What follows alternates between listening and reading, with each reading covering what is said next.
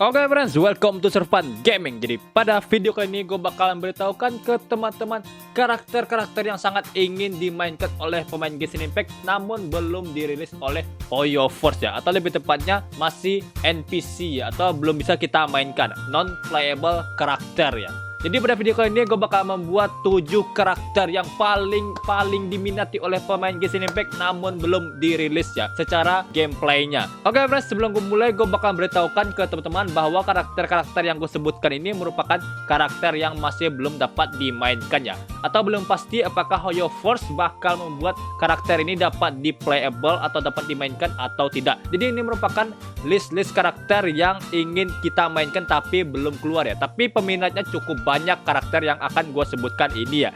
Jadi bagi teman-teman yang penasaran, langsung saja kita mulai videonya. Let's go. Drop it.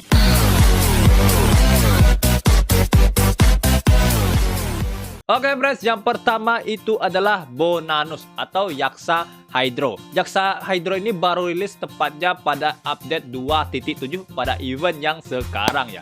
Namun pada beberapa scene ya, itu sangat mengenaskan akhir dari Yaksa Hydro tersebut. Dia tertimpa kemarahan atau ya karma, dan dia saling bunuh dengan Yaksa Geo ya. Sayang sekali dia statusnya udah tewas ya, udah mati. Tapi ya Hoyoverse kita tahu ya, di game sebelah kakaknya itu ya, kakaknya game Genshin Impact atau Hongai Impact itu membuat beberapa karakter yang sudah tewas, sudah dead, sudah tewas, sudah mati, itu dapat dimainkan ya. Jadi kita bisa sedikit berharap bahwa Yaksa Hydro ini dapat dimainkan jika Hoyoverse mau cuan lebih ya, untuk waifunya ini. Kenapa banyak pemain Genshin Impact yang ingin si Bonanus ini playable, yaitu ya seperti biasa waifu atau loli atau pedo itu suka dengan karakter ini ya, dan itu banyak yang ingin Bonanus ini playable ya. Tidak hanya itu waifu ya, mungkin ya untuk Pyro sendiri, Pyro Yaksa itu juga waifu gua rasa sih. Tapi ya lebih banyak peminatnya si Bonanus ini daripada yaksa-yaksa lainnya ya.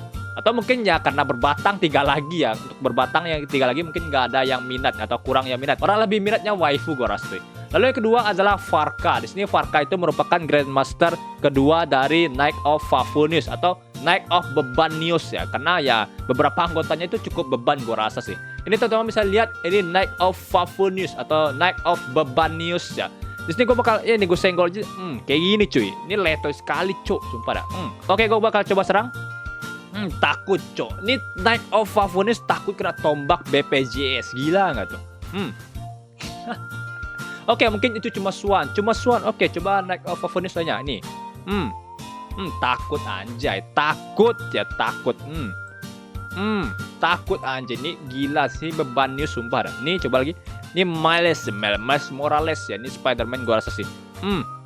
Takut anjay. Ini gue belum skill aja ketakutan dia. Apalagi gue udah skillin ya. Mampus lo. Ini Bebanius sumpah dah. Ini membuat kapten atau Grandmaster Jin saat ini kerepotan ya. Bahkan untuk salah satu quest dari ya Diluc, ketika ada slime ada di penjaga di gerbang ini ya, mereka takut cuy. Mereka ngadu ke senior Diluc ya, Diluc Senpai ya. Karena untuk ya beberapa hal gue nggak tahu nih kenapa, ini mungkin pengecut atau kenapa ya nggak ada yang berani lawan slime. Padahal slime itu adalah monster terlemah di game ya. Tapi ya Knight of Bebanius itu pada takut ya, nggak berani lawan slime. Jadi mereka minta tolong ke senior Diluc ya. Padahal senior Diluc itu udah pensiun dari Knight of Bebanius. Gue nggak tahu kenapa ya, mungkin dia udah pensiun, udah bosan lihat para beban ini nggak bisa lawan musuh. Jadi Diluc ini mengambil jalur samping ya, dia melindungi Mondstadt dengan kegelapan atau dibalik kegelapan ya. Dan Varka ini merupakan Grandmaster kedua gue rasa sih. Untuk yang pertama gue bakal jelaskan nanti ya. Varka ini kabur ya, dia kabur untuk alasannya berekspedisi karena anggota Favoniusnya itu cukup beban ya gue rasa sih. Varka ini kabur ekspedisi ya, dia meninggalkan beban-bebannya yaitu anggota-anggota Favonius di Mondstadt dan menyerahkannya kepada Jin saat ini. Jadi Jin merupakan ya Grandmaster sementara gua rasa sih, itu Grandmaster ketiga ya setelah si Varka ini. Jadi yang ketiga adalah Grandmaster yang pertama, yaitu adalah Vanessa.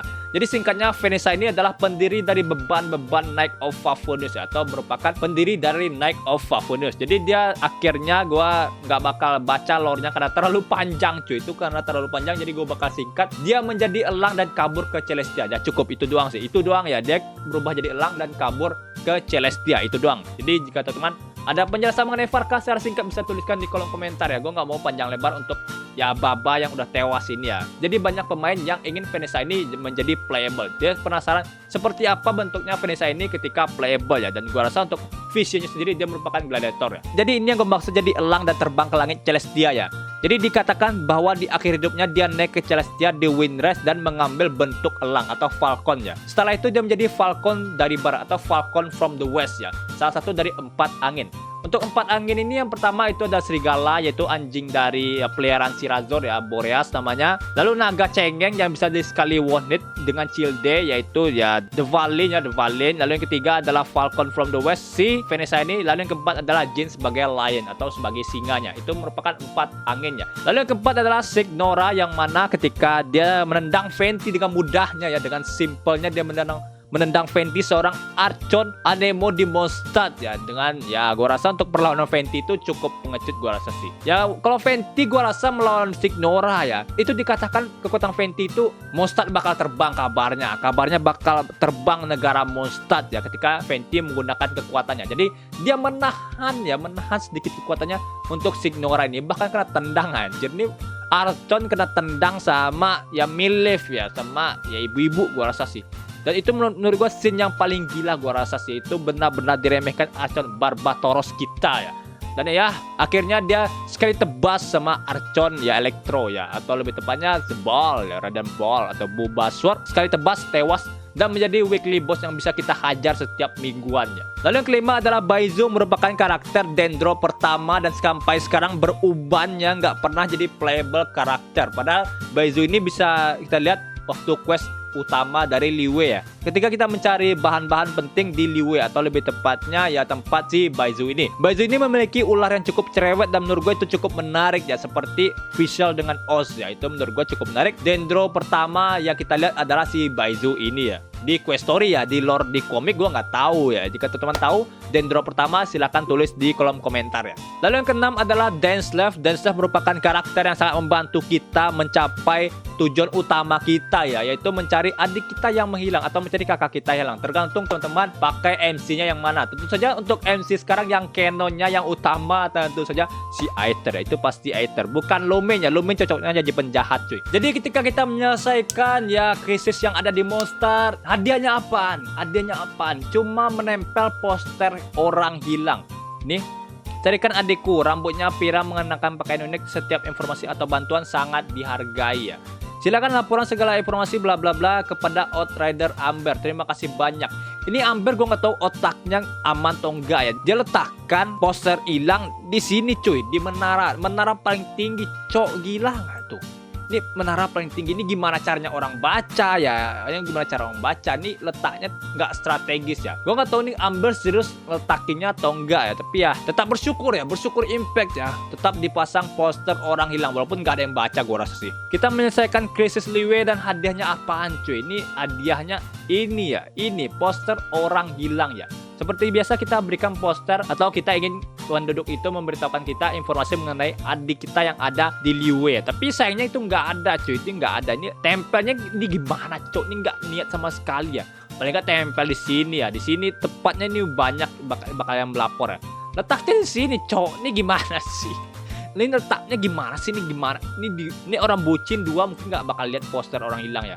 Nggak bakal guna sih, nggak guna gue rasa sih, nggak guna ya tempel poster orang hilang. Jadi untuk Denslev ini sangat membantu karakter kita, sangat membantu MC kita ini untuk menemukan saudara-saudari kita yang itu menghilang ya. Dengan hanya 500 mora dapat ditemukan cuy. Dengan 500 mora itu langsung ketemu ya. Nggak banyak bacot, nggak banyak jadi babu di lokasi lain. Langsung ketemu adik kita dalam beberapa quest ya. Dan menurut gue Denslev ini cukup menarik ya. Dia nggak ada visionnya, atau lebih tepatnya ya nggak ada vision sih. Nggak ada visionnya gue rasa. Dia merupakan penduduk Khaenri'ah yang tidak percaya oleh dewa. Dan gue rasa untuk ya nggak percaya dewa, jadi ya gue rasa nggak ada visionnya ya. Lalu yang ketujuh dan merupakan karakter yang paling diminati oleh para pemain Genshin Impact ya, yaitu adalah Madame Ping. Itu Madame Ping merupakan karakter yang sangat baik, yang sangat membantu kita dalam melakukan ekspedisi di Teyvat ya. Kenapa gue bilang begitu? Karena dia menghadiahi kita sebuah pot yang serbaguna ya. Ini spot yang sangat berguna Bahkan di lore-nya sendiri kita dapat nginap di sini ya. Kita nggak perlu bermalam lagi di hutan atau gimana ya. Di sini kita bisa nginap di Serenity Pot dan membuat harem kita sendiri di Serenity Pot ya, dengan mengumpulkan beberapa waifu dalam satu tempat ya. Bahkan Madam Pink ini bisa membuat domainnya tersendiri di dalam pot ya.